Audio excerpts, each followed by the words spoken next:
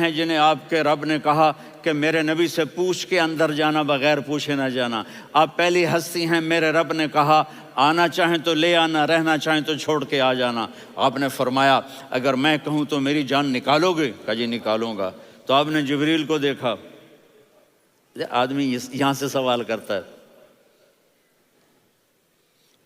کہ تو کیا کہتا ہے، جاؤں یا ٹھہروں؟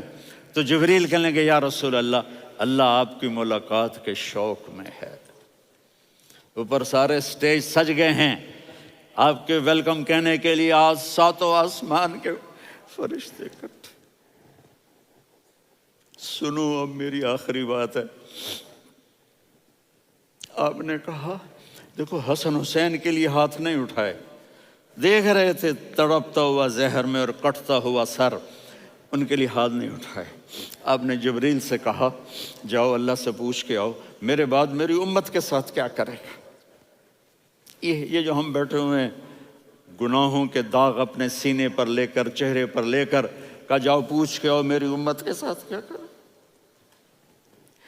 ملک الموت وہیں کھڑا رہا، جبریل واپس گئے اور وہاں سے پیغام آیا کہ میرے محبوب ہم آپ کی امت کو تنہا نہیں چھوڑیں گے، مجھے میرے رب کی عزت کی قسم، ادھر ٹائم بھی ختم ہو چکا ہے، میں آخری بات کر رہا ہوں، اگر اس وقت میرے نبی یہ اللہ کو نہ منواتے تو آج ہم بھی بندر خنزیر بن کے پھر رہے ہوتے۔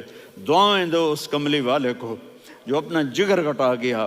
ایک رات آپ بھوک سے لیٹے ہوئے ایسے، کبھی یوں ہوتے ہیں کبھی یوں ہوتے ہیں، کرو حضرت عائشہ کے گھر کی باری، کبھی ایسے ہوتے ہیں کبھی ایسے ہوتے ہیں، پھر ایک دم آپ آگے ہوئے اور وہ جو چارپائی کی لکڑی ہوتی ہے اس پر اپنے پیٹ کو یوں رکھا اور ایسے جھک گئے، یوں جھک گئے۔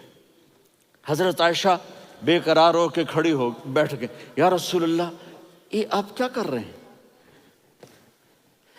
یہ کیا کر رہے ہیں؟ کیا کر رہے تھے؟ معدے کو کٹھا کر رہے تھے، بھوک کی شدت۔ فرمایا عائشہ بھوک بڑی لگی، عائشہ بھوک بڑی لگی،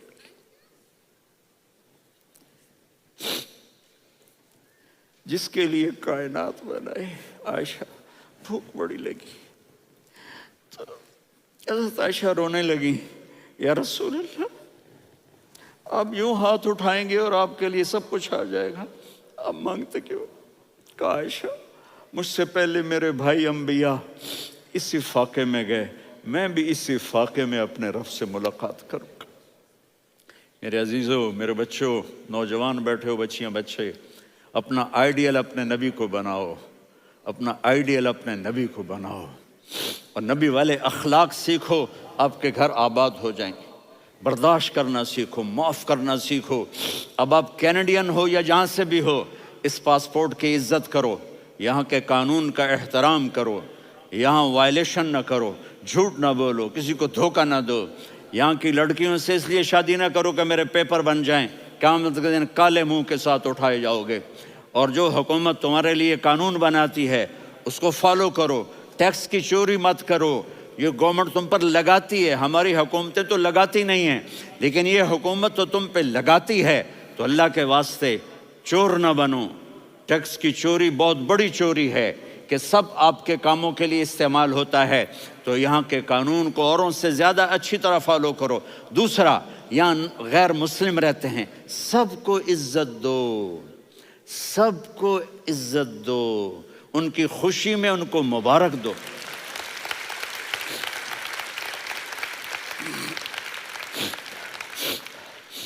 وہ ان پہ غم آئے تو جا کے ان کے دکھ درد کو بانٹو، وہ بیمار ہو جائیں تو ہاسپٹل پوچھنے جاؤ، وہ مر جائیں تو گھر والوں سے جا کر افسوس کرو، تب جا کر وہ اسلام کے لیے سوچیں گے کہ یہ کون ہے محبت کرنے والے، ہمدردی کرنے والے۔ ہم اپنے ہی کنویں میں گھوم رہے ہیں مینڈک کی طرح۔ کس طرح بات آگے جائے گی جب تک وہ ہمارے اخلاق نہیں دیکھیں گے، ہماری محبت نہیں دیکھیں گے، ہماری خدمت نہیں دیکھیں گے۔ کتنے یہاں اولڈ ہومز بنے ہوئے ہیں، چکر لگایا کرو، جا کے صرف ایک سمائل دے دو تو اس بوڑھے کا سارا دن اچھا گزر جائے گا۔ کتنے کرنے کے کام ہیں۔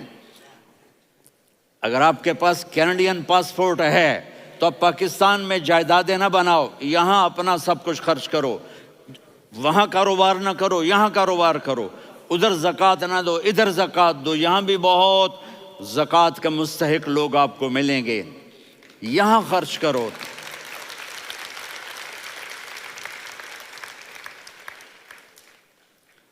اور میں آپ سب کا شکر گزار ہوں، فوزان بیٹے کا، جس سے مجھے تیسری دفعہ بلایا، تو ادھر 0-0 ہو گیا ہے تو میں بھی آف ہو گیا ہوں۔ السلام علیکم۔